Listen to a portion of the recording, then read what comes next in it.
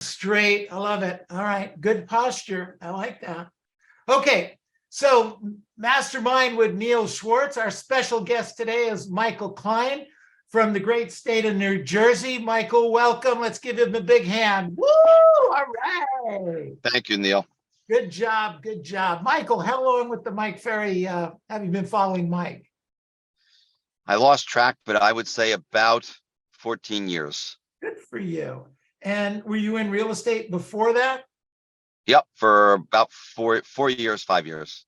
4 or 5 years. What'd you do before real estate, Michael? It depends what year we discuss. Immediately before, I was selling payroll services. Okay, good. Good. Not really. No, that wasn't a good gig. No, I think I do in a week what I was doing in in a year over there. Interesting. Have you been born and raised in the area that you are working and living in now? No, I live in this area now 27 years. I'm doing real estate just about 20. Got it. And where did you move from? About an hour south of here, also in New Jersey. Also in New Jersey. So you're a New Jersey boy. I am. Okay. Did you see the play, The Jersey Boys? I have. Absolutely. I think I've seen it 3 times. Yeah, great show. Fabulous. Okay, well, that's enough. Well, you and I will just reminisce about That's all. Exactly. We'll go from there. So give me a little bit of Reader's Digest version of your real estate career. Tell me what So I was looking to switch careers. I spent a number of years actually running my father's factory in the garment center. And as we saw the garment center slowly going more and more overseas, I said it was time to start to plan a switch. That's when I went back out and I went to the selling payroll. Wasn't happy. Always liked real estate. My broker likes to laugh because I didn't know. I asked him if it was possible to make $100,000 a year. And of course he said I could, and I always remind him that he lied to me because I've never made $100,000 a year.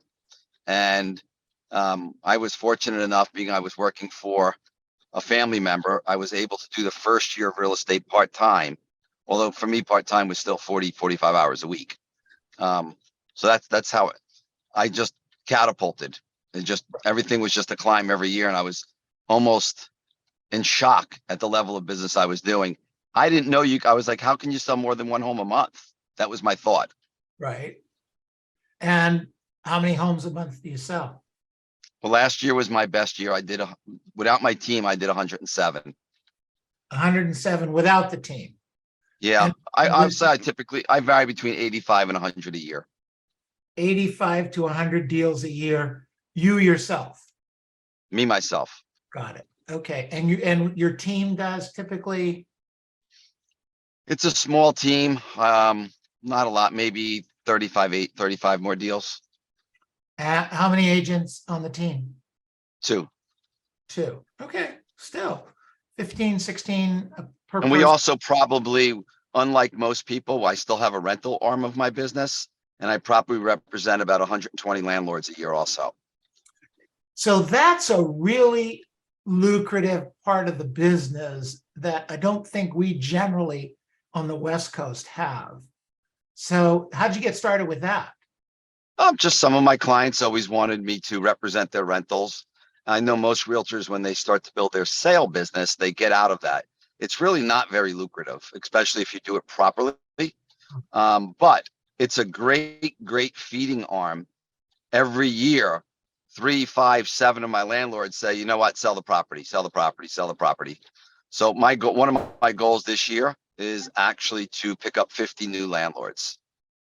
50 new landlords? Yeah, that's one of my goals this year. I know over the next 5 years, 20 of them will sell. Okay, that makes sense.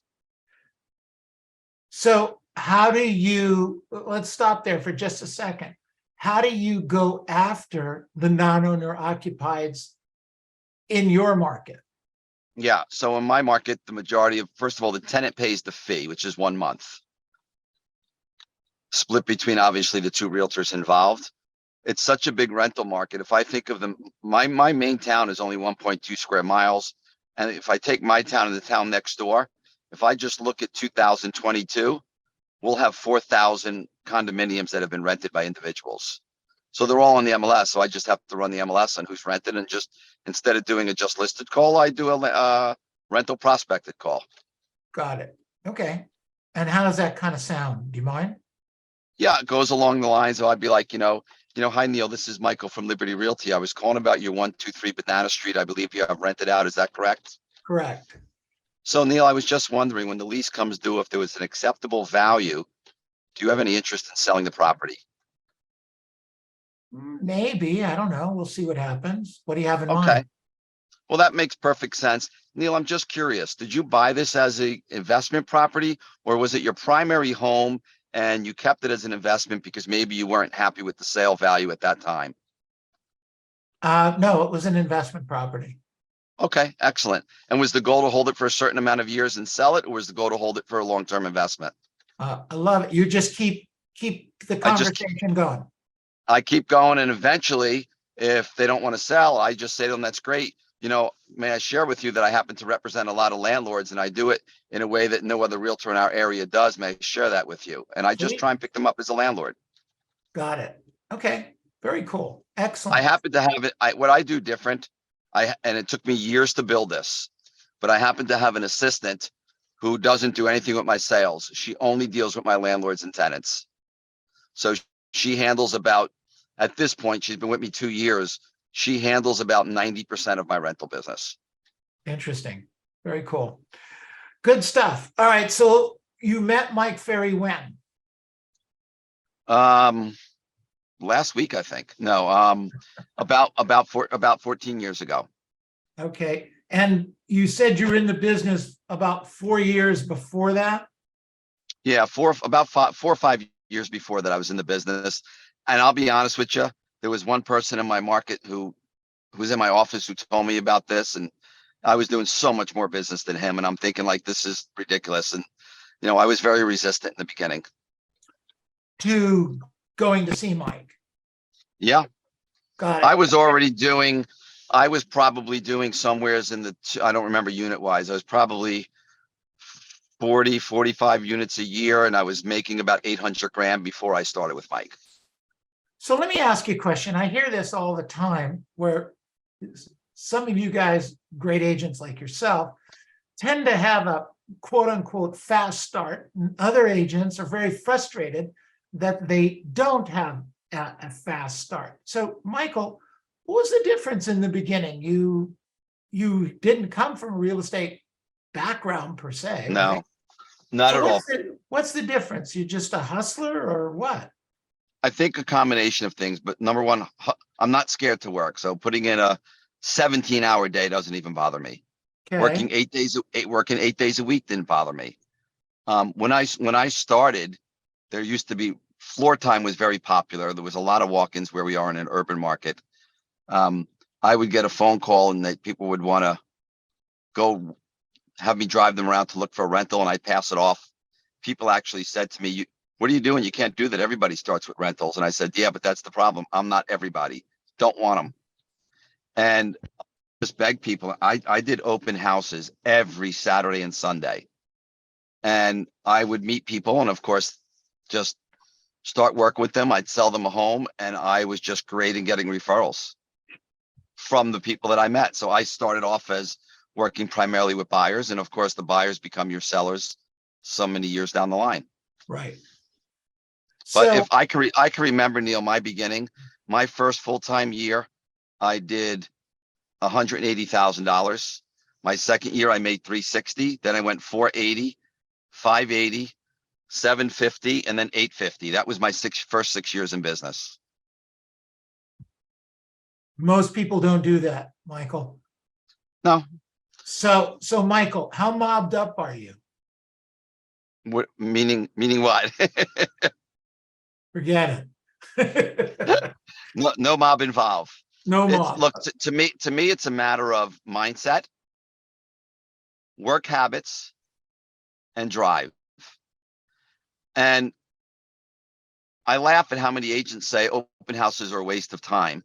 And I don't know if you are pro or con for them in your company, but I say to We're people, all about listen, making money. I said, at the end of the day, I go to an open house with work to do, a book to read, my business to work on. I'm there to work for 2 hours or 3 hours. If somebody shows up, it's game time. If not, it's no different than sitting in my house. I'm going to do work for 2 or 3 hours. Got it. And I've just learned really well how to take care of the client. And I've learned really well how to ask for referrals. So let me ask you a question on that. You know, having a picture in my mind of New Jersey and Manhattan, et cetera, you know, some of it is door, and, you know, like a brownstone or something. And then some of them are high rises. How do you, I mean, is it all about the open house there in all markets? Or do you door knock, you phone canvas? I mean, you work expired for sale by owners? I don't door knock. I don't really work for sale by owners. I call expireds, but it's not a big part of my business, especially now. I see 2 expireds a day if I'm lucky. Oh, interesting. Okay. We're not really high rises. Most of my condos are 4 stories to 12-story buildings. Okay. In the condos, it's also easy to get passed off from person to person. And it's not very easy for a neighbor to stop into an open house just out of curiosity. But I think it's always how you present yourself and how knowledgeable you are. I mean, I would need 4 hands for the amount of people that have come to my open house, called me up later and said, I went to another open house. We really liked it, but we hated the agent. Would you put in the offer for us? Got it. Because people get their license, which is not difficult, but then they do nothing with it and they don't have anything of value to add to the consumer in conversation or to make the consumer comfortable that you're the one. So the agents that work for me, what I always tell them is, guys, don't think the person only came to your open house. They went to 7 open houses today. Why did they decide to use you instead of one of the other 6 people? You better give them a reason. You've got 3 minutes to make that display to them. So how do you do that, and how do you teach your buyer's agents to do that? Sometimes it's difficult. I tell them to be personable.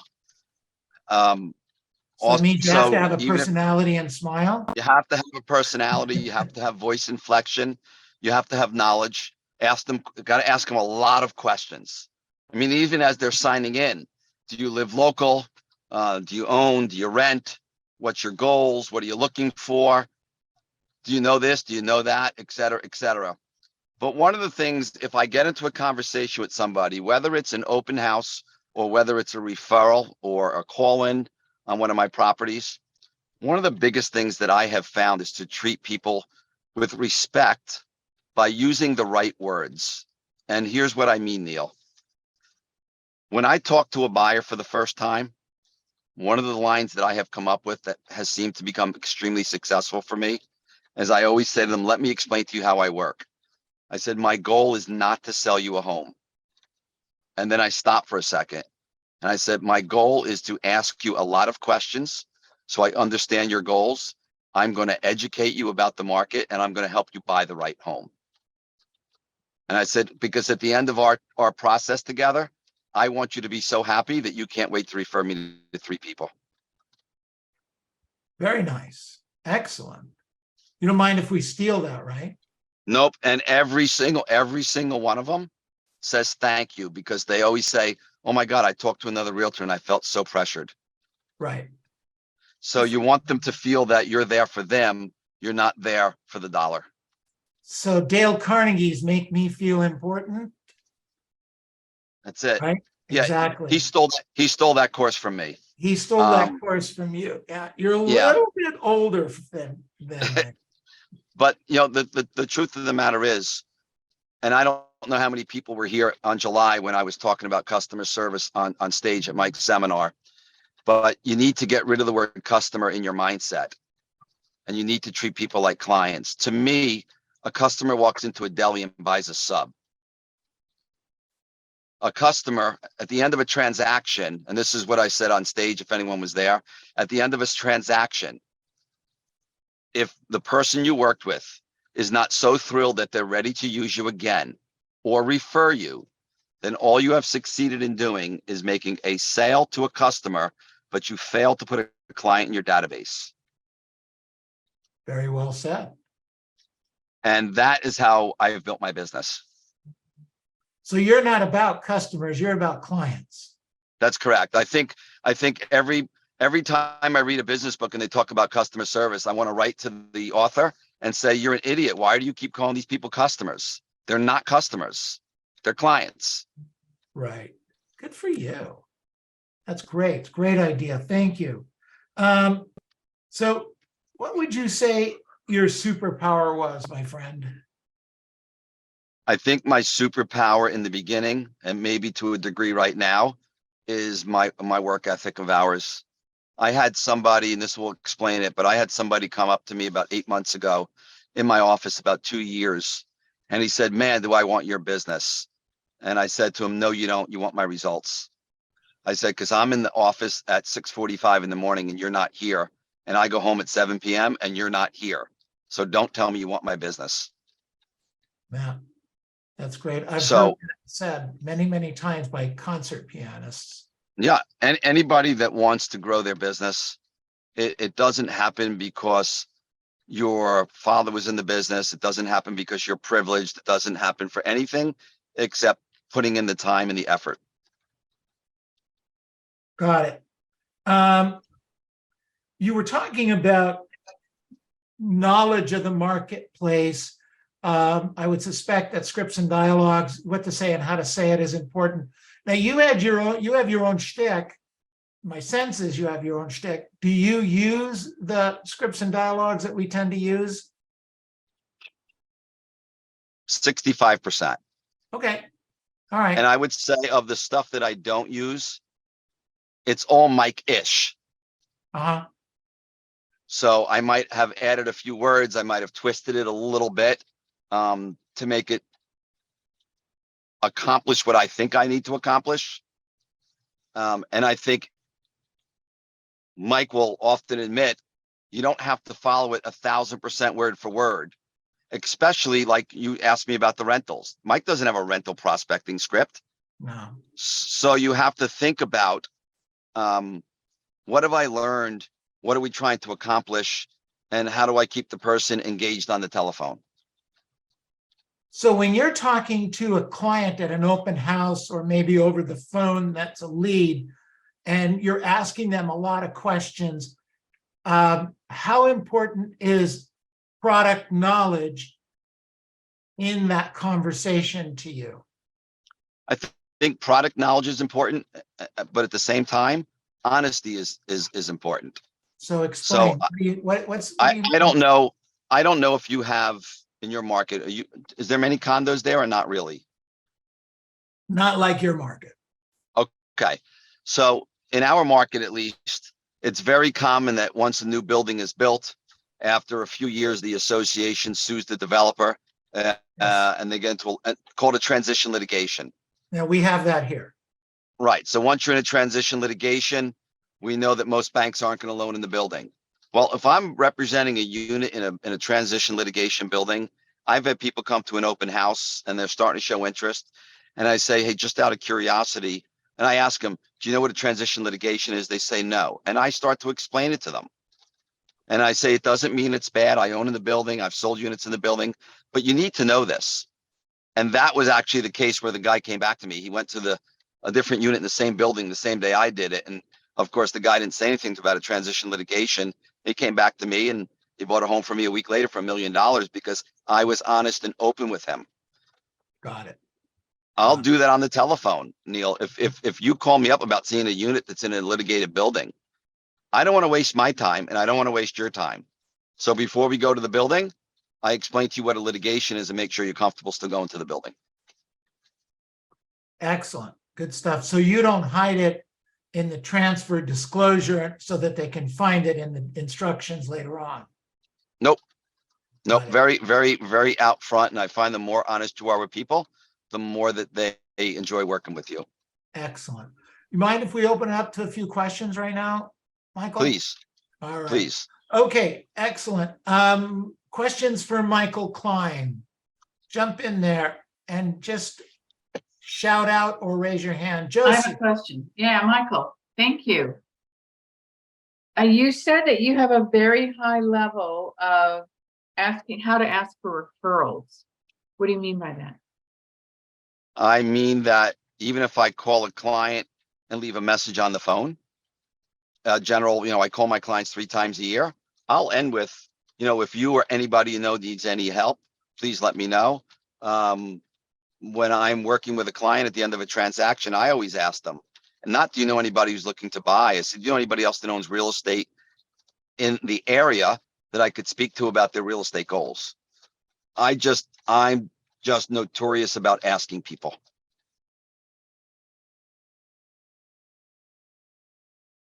Okay, there's no limit to the amount of people you'll ask, correct? No, if you don't ask, you don't receive. Absolutely. Good point. Josie, was there a follow-up on that? You got it? All right, good question. I'm Thanks. gonna follow up on that, Neil.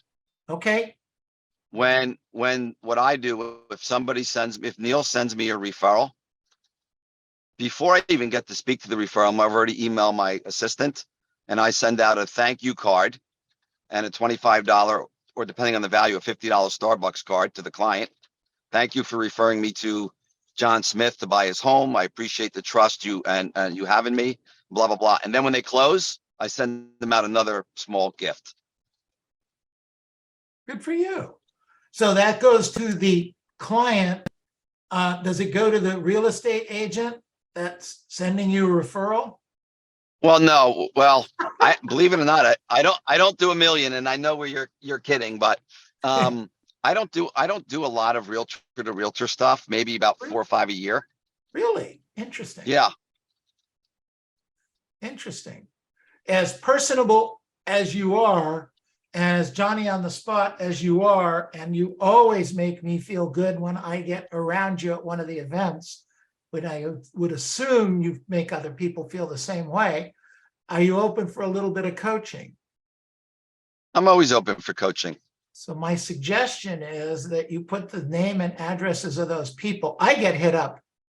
I must get 10 calls from agents across the country a week looking for business. And what they're thinking, this is for everybody here, what they're thinking is, I'm an influencer. I never thought of myself as an influencer, okay? But I'm an influencer. Robert's an influencer. Randy, Keith, Matt in our organization are influencers. And when somebody asks us, hey, do you have somebody in blah, blah, we would think of you, Michael, and the other Michaels that are in the country. Just a suggestion, everybody. Sure. No, I appreciate it. Yeah, very, very good. Other questions for Michael Klein? Questions for Michael? Okay, jump in, please. Let me hear from you. Okay. You got them all stumped, Michael. They got it all figured out. Michael, So let me ask you. Michael. Go ahead, Tiffany. Go ahead. Michael, this is Tiffany. Thank you so much for your time. Wanted to ask you, how do you add a new person to your database? What kind of verbiage or script do you use to add a stranger that you meet at Starbucks or a store or at the health office to your database? Well, it won't be Starbucks because I don't drink coffee. It's a great question. I don't think that I'm that type of person who meets somebody in the street and typically adds them to my database. However, it doesn't mean, which my wife kills me sometimes, but if I hear somebody talking about something with real estate, I'll give them my card. And sometimes they call me, but I've never really just met somebody at a Starbucks or a restaurant or something like that and took their name and added them to my database. I know it's suggested, and I don't think there's anybody that you'll meet in Mike's coaching program or any other program in the world that does everything, every single aspect of something that can be done. You're right. So There isn't. follow up with that. What is the criteria that you have to add someone to your database, if that's the case? So again, here's where I'll be a little bit different. I don't even, people ask me how many people are in my database, and I couldn't answer that.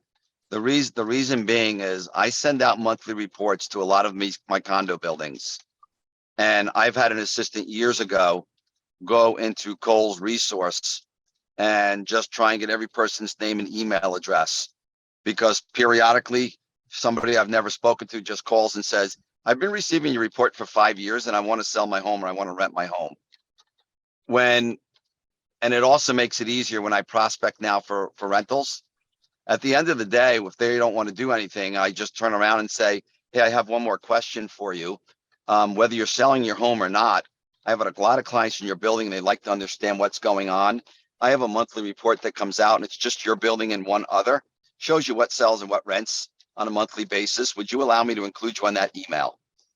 I have about a 20 to 25% yes ratio, and they give me their email address.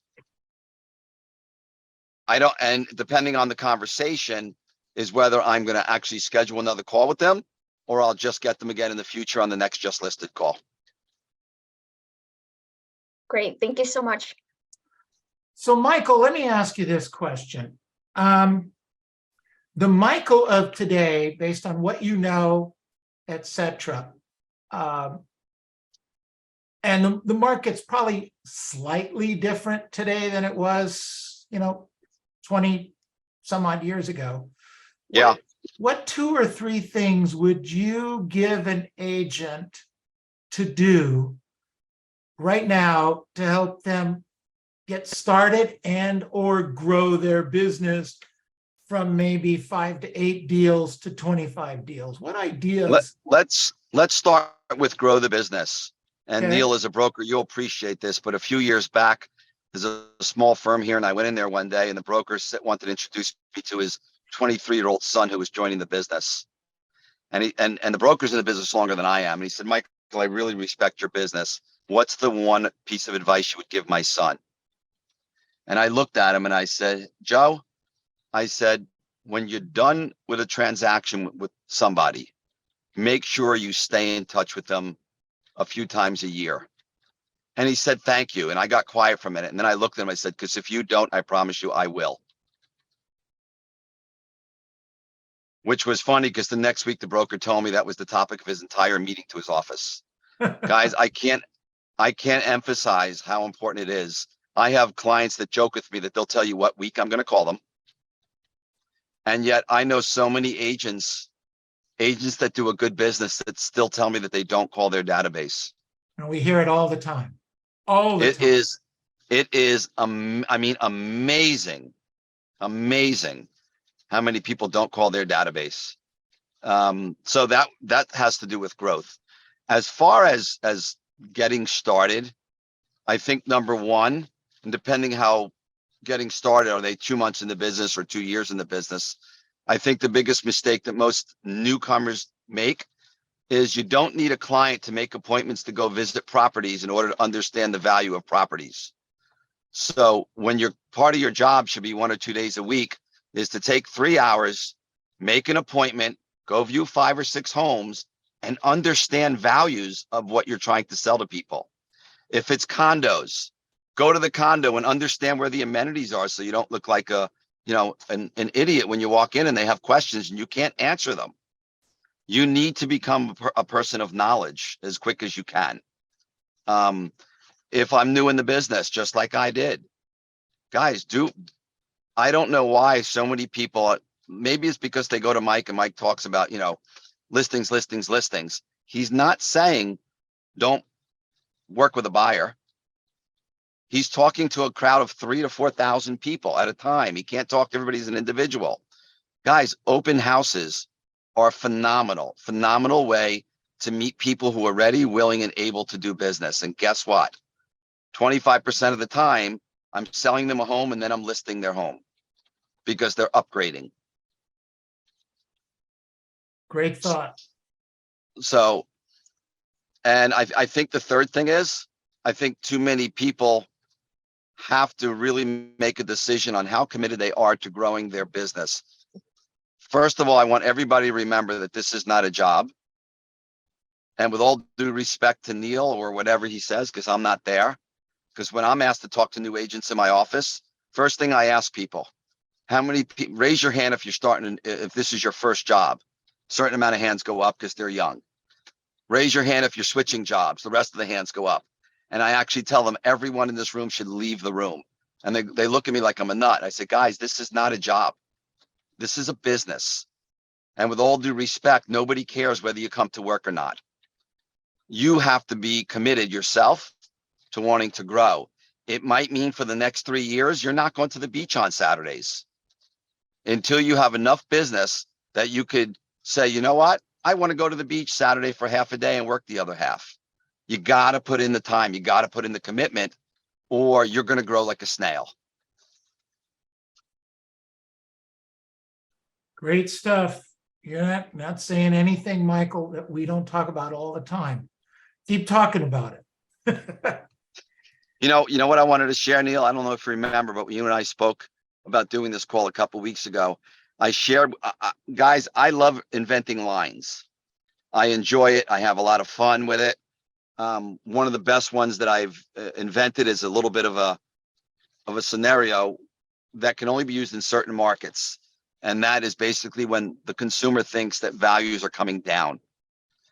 So how many times have we all been out there? Let's just say that the home is $800,000 and you take a buyer to the property and they say they like the property and they say, but I'd like to offer 7.25 for the home. And you're like, 7.25, where did you get that value from? And they say, well, we think the market's coming down in value. Your next line is, so you want to buy based on a future value? And they say, well, yeah. Well, then I suggest you offer them 950. And they say, where'd you get 950 from? You say, I went out 10 years. And they say, why'd you go out 10? I say, why'd you go out 1? You told me you wanted to buy in a future value. And then I say, the truth of the matter is, if you want to buy on a future value, then come see me in the future. But if you want to buy in today, you need to buy today's value. So get off the dime and do something, right? Tess, That's you love that one, right? All right. We're going to That's one of my transcribe it. that's one of my favorites. I like when an agent calls me up and the home is 800,000, their client puts in an offer for 7, and I have fun with the agent and I tell them, do me a favor or do your client a favor. And they say, what's that? I say, tell them to be careful. And they say, why? I said, because with that offer, I think that my client might call the police and have them arrested for attempted robbery. So I try and have fun, even with the agents. You have that kind of humor, Michael. You're good at it. Yeah. You're very glib. Good for you. Good job. But Neil, All right. to go back one more final one, if I may. You Please. asked what you could do to grow your business. Uh-huh. Guys, treat the agents that you work with in other offices as well or better than you do the clients who you're working with to sell property to. You have to work with these people for years. And I remember, Neil, years ago when Mike used to do those one-on-one interviews on the rate and when I said that to him, he said, wow, he said, you just brought up a topic that agents don't even think about. You have to make it that if there's multiple offers, the agent wants you to be the winner and sell you to their client. And you want it that if your home is listed, that the agent wants to sell your property. So you need to treat agents with respect. That's a great thought. Michael. Thank you. Other questions for Michael Klein before we start to wrap up here? Other questions? I have a question. Go ahead, Tess. Thank you so much for sharing all those golden nuggets. Since you, if I heard you correctly, you say you talk to your clients 3 times a year, right? Correct. Okay. So, the number one thing, aside from letting them know about the market and, how we are and asking for a referral, what is it? Do you have a theme each time that you talk to your client so you don't sound like you're just calling them for each time referral or, how do you communicate with them? Well, great question, Tess. I will say that first of all, it doesn't mean all 3 times I'm asking them for a referral. But I think that if you actually asked any agent that is really good with calling their database, they're going to probably respond the same way that I do. 85% of the time, they don't pick up the phone. Right. You're Exactly. just leaving a message. They just want to hear your voice. I don't have a theme. I bet you my message 90% of the time is the same thing. This is Michael from Liberty Realty. Just wanted to check in and say hello. See if you have any questions about anything on the real estate market. If I could be any assistance to you or anybody you know, please give me a call. That's my message. Got it. Okay. It doesn't need to be overthought. And do you give special events to your clients, like, throwing out parties and things like that? Yeah, so great. That's a really great question. I've been thinking about it for years. I did my first event last fall. I chartered a boat and took about 40 people fishing. We're in the process of for people that don't fish, I'm organizing my first event, which just came into my mind the other day, where I'm going to rent the community room in my building, which has a great view of the city. And there's an Italian deli in town who makes the best fresh mozzarella in the world. And he's going to come and teach people how to make mozzarella. And then we're going to film it and send that video back out to all the participants, for everybody that showed up. Wow. Great idea. So my goal, and when I came up with that idea, I said, wow, I can once a year maybe get somebody from a restaurant to do something. So we're in the process of starting to develop client appreciation events. But guys, at the end of the day, although I'm building it right now, I don't have a website. I don't have client appreciation events. And my whole theme of that is I take care of my clients. So when my mastermind group laughs, they go, you're the only one without a website and you do more work than all of us. I said, because it goes to prove you don't need gadgets. You need to take care of people. Great thought. Fantastic. Great question, Tess. Thank you. Love the answers, Michael. Good. Another question? Did I hear somebody jump in? Yes. Question. Okay. In today's, I know he mentioned, it's kind of similar to what she asked before. In today's world, real estate, he mentions that he contacts them 3 times per year. And in today's training or coaching or whichever you want to call it, we are told to be in touch with them a lot more than that. And I'm talking about twice a month or so. And sometimes, I'll be honest with you, it feels overwhelming, even embarrassing to be going around and around in the database. It seems like we're over asking in a sense, So I can't respond to what somebody's trying to coach you. It's my experience that Mike preaches that you should contact your database. When I say contact, I mean by phone 4 times a year. I just have too many people to contact, so I've always done 3. But when you talk about some of the attorneys that I do work with that refer me, I reach out to them every 2 months. But my clients also, many of them that are in condos, they get 12 emails from me a year. And then they still get an additional email for happy holidays and this and that. So I might be physically reaching out by phone 3 or 4 times a year, but touches, there's probably, 15 to 20 touches a year. Got it. Got it. Does that help a little bit, Juan Carlos?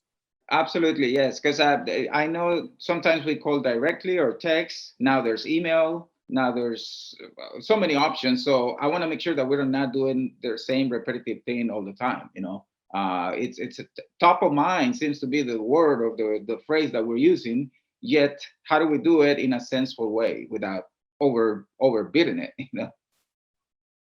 I agree with you, Juan Carlo. You have to be respectful. If you overburden somebody with what they think is a ridiculous amount of communication, then they're just going to block you and cut you off. Good thought. Thanks for the question, Juan Carlos. Great answer, Michael. Okay, anyone else have a quick question? Well, before we start to wrap it up here. Okay. Michael, any closing thoughts? First of all, I could tell you this, and I don't know who's on this phone, how long they've been in business, but you guys, and I'm clapping for Neil. I don't know Neil as a great friend, but I know Neil for many years at these events. I wish that when I got started, that I had a broker that would do things like this. I think it's wonderful that he gives guidance, not just with his own wisdom, but with bringing other people in for you. And he's got a lot to offer. Remember, whether it's me, Neil, Mike Ferry, or anybody, you have to listen to what people say, but don't listen to it 100%. Listen to the concept, but sometimes you have to tweak it a little bit because your area is different than my area. Your area is different than somebody in Florida. And we all have slightly different businesses, and we have slightly different contacts. So just because I say that I'm doing A and it works, you might need to do A- or B+, and you'll get the same results as me by tweaking it just a little bit. So I in the beginning tried to follow what people were doing exactly, and it wasn't working. So listen and take ideas from people. And if you take from 10 people, if you take one idea each, then you're going to have the 10 ideas that work for you. That's a great thought, Michael. Perfect. Okay, everybody unmute yourselves, unmute yourselves. Let's give them a big hand. Thank you. All Thank right. Thank Good you. stuff. Thank you. Thank you. Thank you. Thank Really you. good. Thank you. Very good. Thank you. Michael, no kidding. Great stuff. I really appreciate it. Michael, what we're going to do now is kind of go around the room. And I always ask the question, what did we learn from our guest speaker today? And we get different ideas. If you have a hard stop, I think at 1 o'clock anyway, you got to move to another event, I believe. You need to do that, no problem. If you can stick around, please do, and listen to what they have to say. I got 5 more minutes, so we're good. All right, good stuff. All right, thanks again, Michael. Okay, what did we learn today from Michael Klein? What did we learn? And by the way, we posted his name, address, and phone number and email address in the chat box. If you have referrals for Michael, please do. Josie, want to lead us off? Yeah, Michael, thank you so much. You were great. And just so you know, they're showing 50, there were 58 participants just in this Neil Schwartz thing, but he does FaceTime and everything else. So I don't know total, but my great thing, encouraging us to do open houses. Yes. Yeah. How committed are you to growing your business? Yes. Great. And then about high level of asking for referrals. Thank you so Yeah. much. Hey, Yeah, Josie, really good. Josie, I will do an open house this weekend, and I still, like I said, I do 90 to 100 deals a year. I'll still do an open house now and then. You don't outgrow it. I love it. Thank you, Michael. Go ahead. Who wants to share what else they learned today? Who's I would next? like to share. Please go ahead, Joanna. Thanks, Michael, for being on here. I really love the fact that you said preview property in order to know the value. So as a new agent, definitely heard that, but this was a great reminder because I did not put that on my to-do list, is the preview property. All right. Great stuff, Joanna. Thanks for sharing. Hey, What else? Neil. Yes, Neil, sir, Michael. Can he repeat, Michael, can you repeat again the script that you said when the people want to offer lower? I could either repeat it now, which takes a few minutes, or I could just inscribe it and I'll send it over to Neil and he could send it out to everybody. Please, That's great. please do that. That is an awesome one. Yeah, Yeah. we'll I have a lot- transcribe. We'll transcribe. I have a lot of fun. I things have a out. lot of fun with it. Yeah, absolutely, Michael and Michael. Thank you. Thank you. We will do that, Michael Heda, for sure. What else do we learn here today? Who is next? Okay, at the Miriam. At the Miriam, open, go ahead. yes, at the open house, bring a book to read, work for 3 hours, and add value to the clients. Personable, smile, voice flexion, ask a lot of questions. Treat people with respect at all times. Good job, Miriam. All right. What else did we learn today from Michael Klein? I'll say something. This is Tess. Please. I think, I mean, Hello? I met Michael before, I'm sure in the different events. I think he is the greatest. I truly believe that this guy has really given a great customer service to his client. So he earned it. that's the reason why he's in that kind of a production. So congratulations, you did very well. Thank you. Hardworking, great customer service, great follow-up. I bet you actually return your phone calls too, Michael. I actually answer the phone and realtors want to know how. But Neil, if you have 2 seconds, I want to explain customer service real quick. Sure. I had a client whose home I sold. We closed about 2.5 months ago. And she was renting in the area for a little bit. I won't double dip. She wanted me to pick her, took her friend with us to look at a price. And as we were summarizing, I just said, just remember, if you go with that property, there's a 1 month fee on it, but I don't want my half. So you only pay a half. And if you take the one in the rental building, they're offering the realtors $1,000, but I'm going to tell them to credit it to you. And her friend said, I'm confused. I said, about what? She said, what kind of realtor doesn't want to get paid? I said, I don't believe in double dipping. I just made a really good piece of money by selling her home. I don't need her $2,000 of renting her an apartment. And my client turned around. She said, that's why we use him and refer him, because he's not greedy. So you give up 1,000 in the left hand and you make 18,000 in the right hand. Good Great job. idea. Well said. All right. Okay, what else did we learn today from Michael? I like the future, the 10 years future value in comparison to the 1 or 2 years from now, because that really hits it for me. I mean, I have that situations happening right now, so I can use that. Good. Thank you. You're Yeah, welcome. welcome. Good. All right, what else did we learn today? Hi, Neil. Hi, Michael. Thank you for the time. I learned so much about the lowball offer. It helped me a lot, Neil. I would like to have one for sure. Okay, we'll get that script for you. You bet. Thank you, sir. All right. We should be selling scripts, Michael Klein. That's it. All right, what else do we learn today? What else do we learn?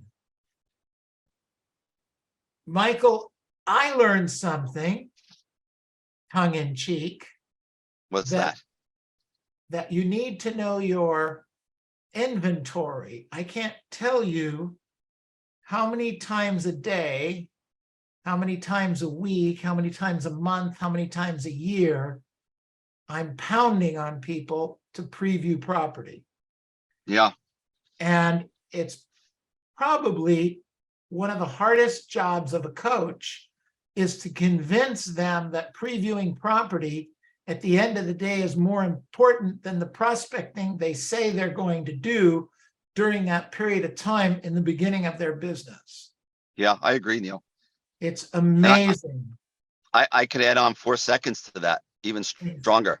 We talked about how open houses could do very well for a new agent.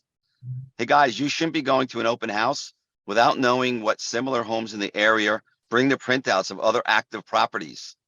So if you're talking to somebody and they say, this is our price bracket, we're really motivated, but we don't know if this home is right, you could literally reach into your packet and say, there's 6 other homes on the market in the area. These are the addresses. Would you like me to make an appointment to take you there? You need to know what the inventory is around your open house. And not show up 15 minutes late to open the open house so you can't preview property. Right.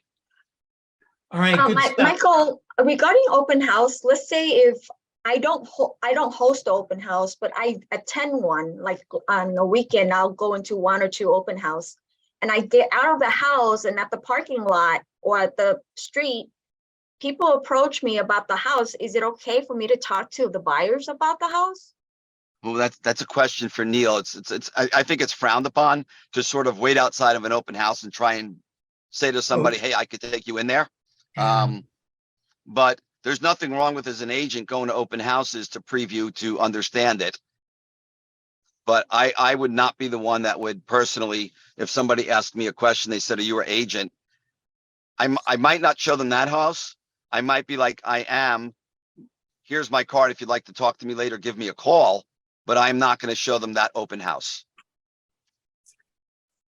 It's probably an unwritten rule. I don't know that there's a real rule written on it.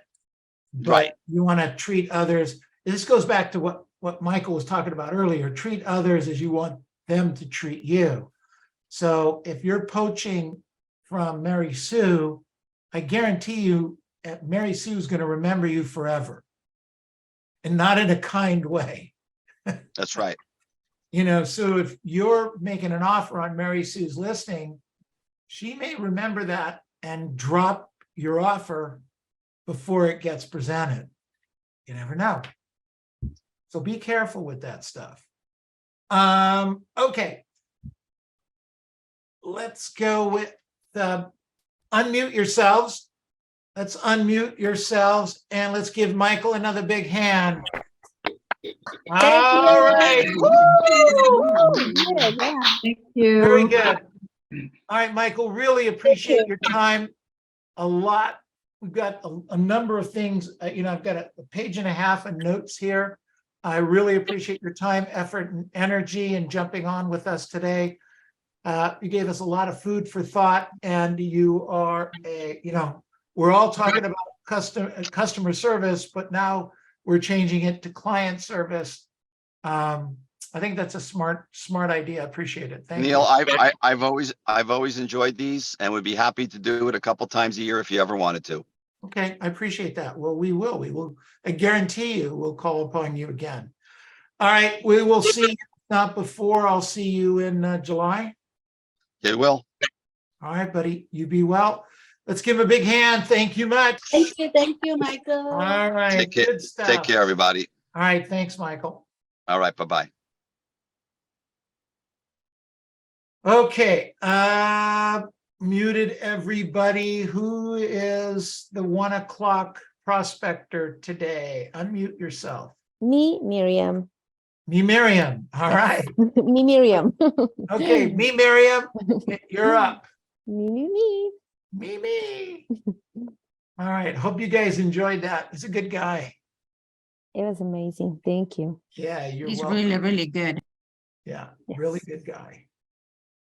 Kind of reminds us what's possible if you focus in on it. Yes. Okay. All right, Miriam, the phone is yours. Who's on at 1:30?